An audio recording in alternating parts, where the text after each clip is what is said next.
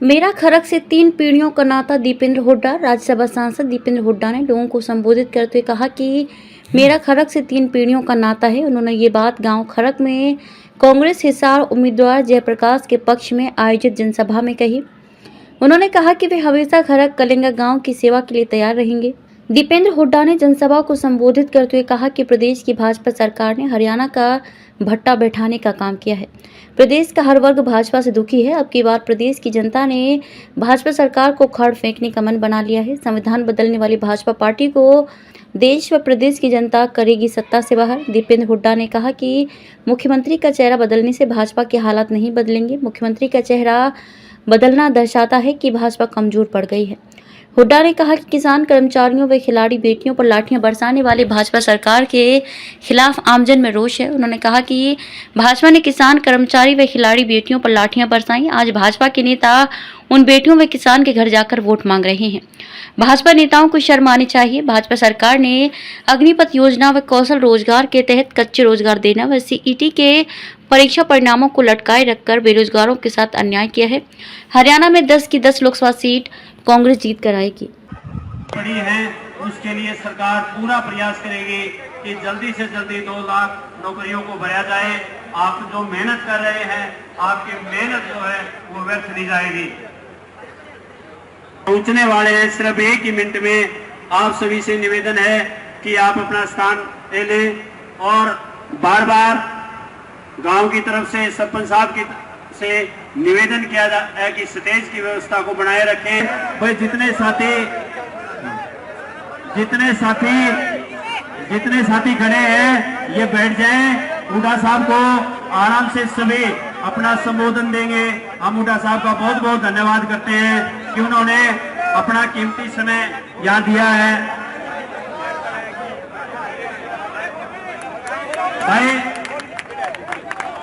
भाई व्यवस्था बनाए रखें।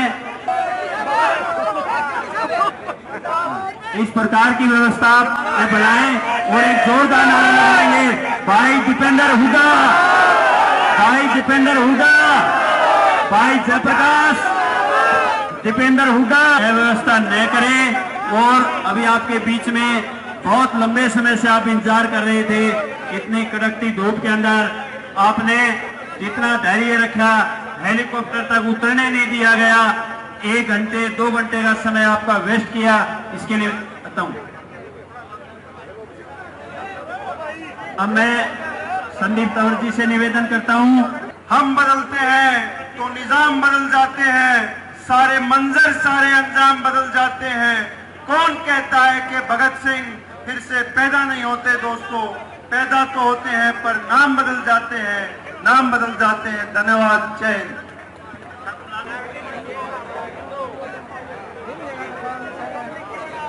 आदरणीय, आज से मेरा समाज आपके साथ है। आप मेरे समाज की इज्जत हमेशा रखोगे। उन्हीं की बात पर ध्यान रख के चौधरी भूपेंद्र सिंह हुड्डा ने मुख्यमंत्री बनते ही सबसे पहले हमारे समाज को अपनी तरफ से पूरी इज्जत दी। और भाई बाकी चीज रही कि हमारे समाज ने आज तक चौधरी भूपेंद्र सिंह हुड्डा का साथ नहीं छोड़ा। चौधरी भूपेंद्र सिंह हुड्डा इस हरियाणा के सीएम बने, मुख्यमंत्री बने और भाई जयप्रकाश हिसार लोकसभा से सांसद बने। और भाई साथ साथ मैं जितना कह सकता हूं कि आप लोगों से मेरी गुजारिश है, सारे एक होके 30 तारीख को, 25 तारीख को इलेक्शन है, 30 तारीख को हमारे आदरणीय हुड्डा साहब धनारा के अंदर रैली करेंगे।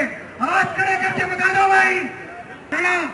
और मैं यहाँ पे एक वोट भाई जयप्रकाश को जिताएंगे। राम राम जी सब में। राम राम। सबसे पहले मैं आपका धन्यवाद करता हूं कि आपने इतनी देर तक इंतजार किया, क्योंकि आज ऐसी परिस्थिति बनाई थी प्रशासन ने कि न जाने क्या कारण था कि वो प्रशासन सुबह से ही इस काम में लग गया था कि भाई कोई क्यों कैसे न कैसे मेरा यहाँ आवेदन ना हो। चुनाव का समय है, सब अपनी अपनी बात कह रहे हैं, सबको अधिकार है।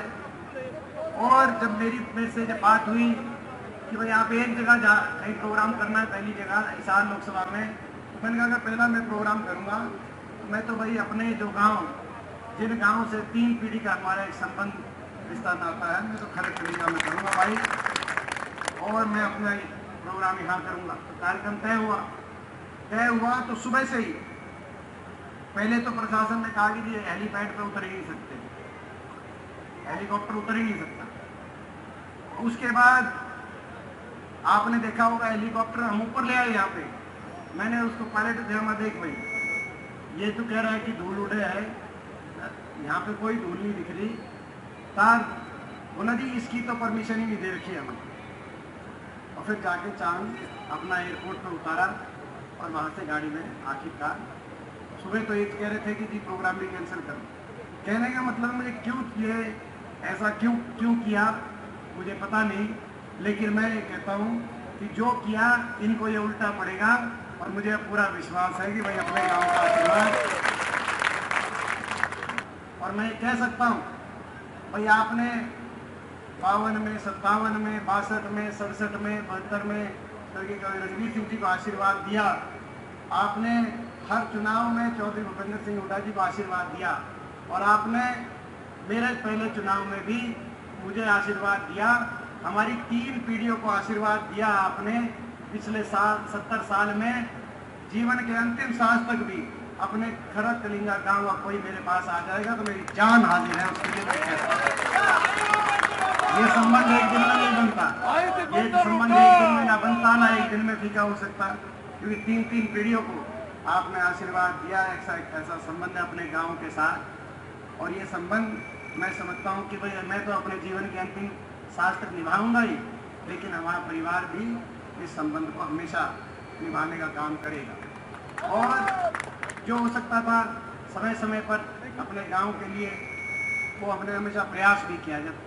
जब खरखरा से लेकर और बोन तक कोई मोरी नहीं लग सकती थी उस समय, पहली अगर नहर यहाँ पर मोरी लगवा के चौधरी रणवीर सिंह जी जब सिंचाई मंत्री थे तो अपने गांव के लिए यहाँ पर नहर लगवाने का काम उस समय हुआ था।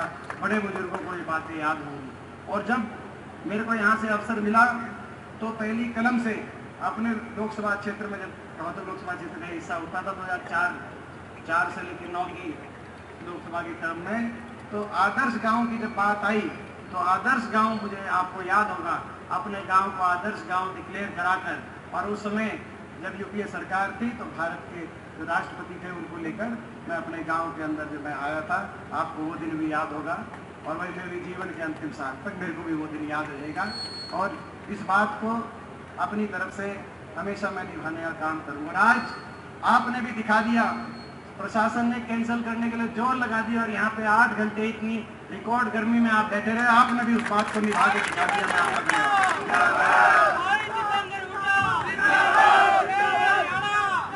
खट्टर सरकार,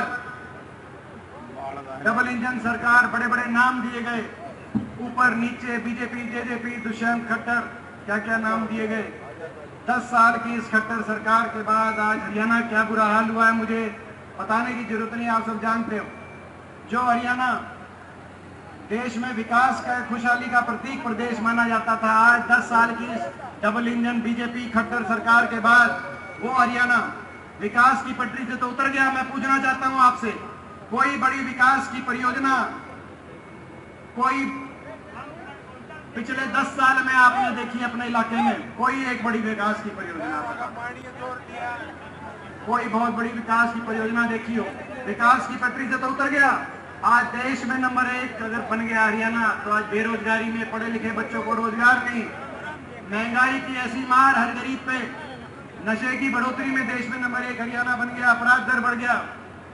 आज हरियाणा के अंदर हर वर्ग का इतना अपमान जिसकी कोई सीमा नहीं, कोई ऐसा वर्ग नहीं। गरीब की सारी स्कीम्स बंद कर दी, 100 गज के प्लॉट की स्कीम बंद कर दी, गरीब की मकान आते थे हमारे समय। आप सब बैठे हो, मैं पूछना चाहता हूँ अपने गांव में और आसपास के गांव में 10 साल में कितने मकान आए? गरीब आदमी के आप बताने का काम करो। गरीब के मकान आए ही नहीं। आज ऐसी स्थिति बन गई, कागजों में उलझा दिया, आईडीओ में, पोर्टलों में और कागजों में उलझा दिया। गरीब को कुछ लाभ नहीं, ना नौकरी ना रोजगार, केवल महंगाई की मार। ऐसी स्थिति, विकास की पटरी उतर गई। और भ्रष्टाचार इतना, डबल इंजन तो थे लेकिन डबल इंजन से लूटने का काम किया, इतना लूटने का काम किया कि जब अब गठबंधन तोड़ा तो गठबंधन तोड़ के बीजेपी कह रही है कि दुष्यंत चौटाला घोटालों की जांच कराएंगे, और दुष्यंत चौटाला कह रहा है बीजेपी की के घोटालों के राज बताएंगे। दोनों ये कह रहे हैं। अब वो दोनों ये कह रहे हैं, दोनों ने मिलकर लूटा। आपने नाराजगी पूरे प्रदेश में इस सरकार से बन गई। किसी वर्ग का काम किया नहीं, केवल अपमान किया। किसान का अपमान किया। आपने देखा 750 किसानों की जान गई। आपने देखा कर्मचारियों पे लाठी चार्ज हुआ, ओल्ड पेंशन स्कीम पे। सरपंचों का अपमान किया, सरपंचों पे लाठी चार्ज हुआ। हर वर्ग को इतना अपमानित किया। 10 साल तक खट्टर साहब गए नहीं, पहले तो किसी गांव में शहर में गए नहीं, आखिर के 6 महीने में गए थे, आखिर के 6 महीने में जनसंवाद, लेकिन वो जनसंवाद भी जन अपमान साबित हुआ। अपने हल्के में भी आए थे, आपको याद होगा, आए थे कि नहीं आए थे अपने हल्के में भी। गांव में जब आए थे, मैं ये पूछना चाहता हूँ, वो जनसंवाद था कि जन अपमान था? जब गांव में आए थे कितने लोगों से मिलकर गए थे? कृत कार्य सामने आए को रूपाला नाम के लोग इस तरह की, और पूरी भारतीय जनता पार्टी आज खामोश, आज चुप। जब ऐसा अपमान पूरे देश के सामने हर वर्ग का ऐसा अपमान किया गया, आज ऐसी स्थिति बन गई। और अपमान कौन करता है? जिनके अभिमान हो जाएगा, जिनके घमंड, अहंकार 7वें आसमान पे है। आज भारतीय जनता पार्टी का नाराजगी प्रदेश के कोने कोने में बन गई। इसीलिए अपना मुख्यमंत्री बदला, अपना उप मुख्यमंत्री बदला, चुनाव के बीचों बीच बदला। लेकिन मैं बीजेपी वालों को कहना चाहता हूं, अब आप क्या मुख्यमंत्री, अब मुख्यमंत्री बदलोगे इलेक्शन के बीच में? अब तो ये हरियाणा की जनता सरकार ही बदलने का काम करेगी। अब आप क्या बदलोगे? और हरियाणा के अंदर 10 की 10 सीट आज कांग्रेस पार्टी की तरफ 10 की 10 सीट। करनाल गया था, करनाल से मैं खुशखबरी बता रहा हूँ, करनाल की सीट भी दिव्यांशु बुद्धिराजा जीत रहे, कांग्रेस पार्टी जीत रही करनाल की सीट। आज हरियाणा ने बदलाव की तरफ कदम बढ़ाए।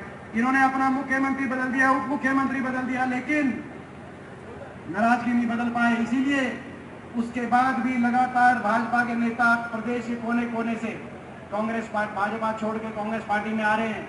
आपने देखा होगा, एक हफ्ते पहले भी 3 विधायक भाजपा से समर्थन वापस लेकर 3 विधायकों ने कांग्रेस पार्टी को समर्थन दिया। इन 3 विधायकों में से 2 विधायक करनाल कुरुक्षेत्र क्षेत्र के हैं, जहां से खट्टर साहब और नायब सिंह जी चुनाव लड़ रहे हैं। 2 विधायक तो वहीं के हैं, और एक अपने कहां से है, एक अपने दादरी के। आपको पता है सारी बात में क्या होता है, आप खुद समझता है। एक दादरी के हैं, तो 2 तो वहीं से, करनाल से। आप अंदाजा लगाओ करनाल में क्या हो रहा होगा। इनके विधायक आज ये अल्पमत में आ चुकी है सरकार। 43 विधायकों की सरकार है। गवर्नर साहब को इन्होंने 48 विधायकों की लिस्ट दी थी, जिन 48 विधायकों में से 2 विधायकों ने इस्तीफे देकर चुनाव लड़ रहे हैं। 3 विधायक समर्थन वापस 3 विधायकों ने लेना काम किया। 43 विधायकों की सरकार, नैतिकता के आधार पर इनको इस्तीफा देकर राष्ट्रपति शासन लगाकर निष्पक्षता से चुनाव कराना चाहिए, विश्वास मत हासिल करना चाहिए। लेकिन बीजेपी वाले कह रहे हैं चुनाव के बीच में विश्वास मत हम हासिल नहीं करें, कोई कायदा नहीं है, बाध्यता नहीं है, कभी भी विश्वास मत हासिल किया जा सकता है। लेकिन फिर भी मैं बीजेपी वालों को कहना चाहता हूँ, आप ऐसी बात करके कब तक भागोगे, कब तक छुपोगे? 43 विधायकों की सरकार है, अभी आपकी संख्या और कम होने जा रही है। मैं बीजेपी वालों को बता रहा हूँ, आज खरड़ की धरती से आप देख लेना, अपने विधायकों की गिनती अच्छे से कर लेना। कोई बात नहीं, आप कह रहे हो लोकसभा चुनाव के बीच में नहीं करा पाओगे, विश्वास कर, ये चुनाव भी जाएगा, मतदान भी पड़ेगा, मतगणना भी होगी, 4 तारीख भी